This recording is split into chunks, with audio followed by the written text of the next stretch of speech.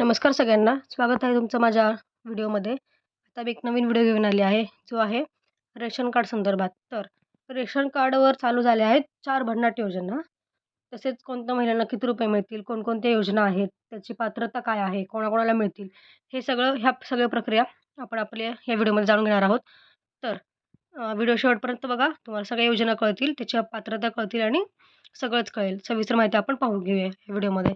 आणि तसेच माझ्या चॅनल सबस्क्राईब करा आणि माझं चॅनल लाईक आणि शेअर करा. ही व्हिडिओ सगळ्यांपर्यंत पोहोचा, सो त्याच्यामुळे बऱ्याच लोकांना याचा लाभ घेता येईल. तर पहिली योजना आहे फ्री शिलाई मशीन योजना. तर महिलांना शिलाई मशीन ही मोफत मिळणार आहे. म्हणजेच PM विश्वकर्मा योजनेअंतर्गत 15,000 रुपये मिळणार आहेत महिलांना. म्हणजे त्याच्यातनं तुम्ही शिलाई मशीन विकत घेऊ शकता.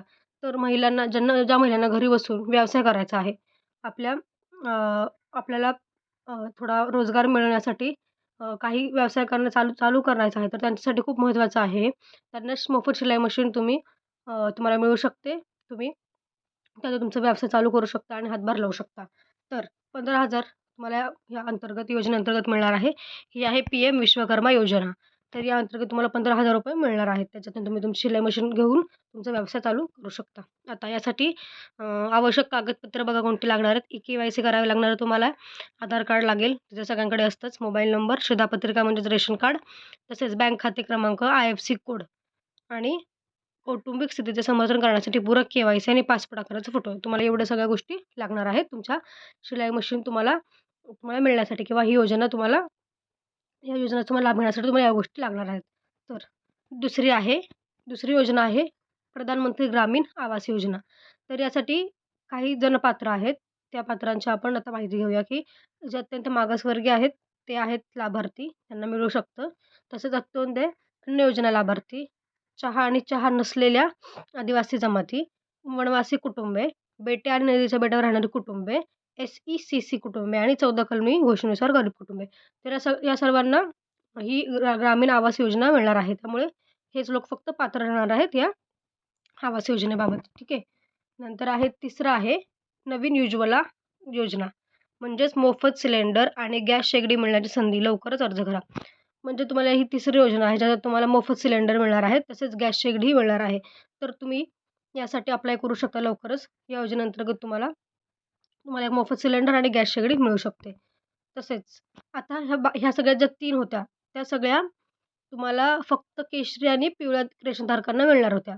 ठीक आहे, ह्या योजना. पण आता एक मोफत उपचार आहे. म्हणजे राज्य सरकारने जन आरोग्य योजनेसंदर्भात मोठा निर्णय घेतला आहे. म्हणजे जन आरोग्य योजनेसंदर्भात तुम्हाला एक मोफत उपचार तुम्हाला मिळणार आहे. तर आता हा जो ही जी योजना आहे, ही पांढऱ्या रंगाची शिधापत्रिकाधारकांनाही मिळणार आहे. त्यामुळे ज्यांचं पांढरं रेशन कार्ड आहे, त्यांनाही ही मोफत उपचार योजना लागू होणार आहे, असा राज्य सरकारचा मोठा निर्णय घेतला आहे. त्यामुळे तुम्हाला आता पांढरं रेशन कार्ड आहे म्हणून तुम्ही असं टेन्शन घेऊ नका, काही मोफत काही मिळत नाही. तर तुम्हाला ही मोफत उपचार ही जी योजना आहे तुम्हाला मिळणार आहे. तर राज्यातील केवळ गरीब आणि गरजू लोकांसाठी जुलै 2012 पासून लागू करण्यात आलेली महात्मा ज्योतिबा फुले जन आरोग्य योजना आता राज्यातील सर्व कुटुंबासाठी लागू करण्याचा निर्णय घेतला आहे. यापूर्वी या योजनेचा लाभ अंत्योदय पिवळे किंवा केशरी रेशनधारकांना मिळत होतं. म्हणजे हा माहितीच आहे तुम्हाला, आता सांगितलं मी.